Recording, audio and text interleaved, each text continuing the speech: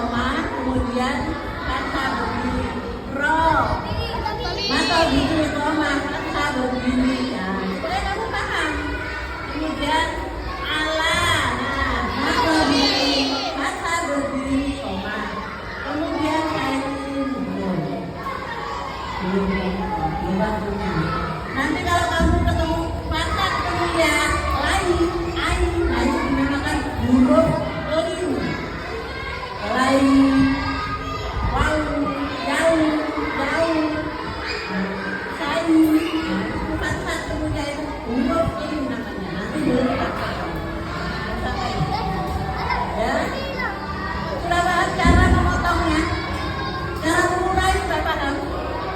Saya paham semua. Nadia paham? Paham. Contohnya sekarang lagi misalkan ul a'udhu.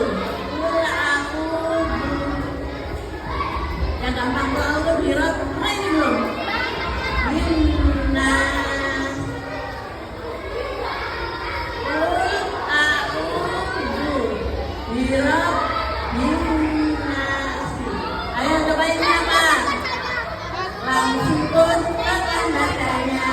Ini mata gini apa? Keterangannya apa? Langsung Guma bertemu langsung. Guma bertemu langsung. Kamu kalau mengerti itu gampang nih. Latihan terus nanti akan bisa. Hirap, kalau ada tajam berarti ditekan saja. Bas tajam ini. Bas tajam ditekan.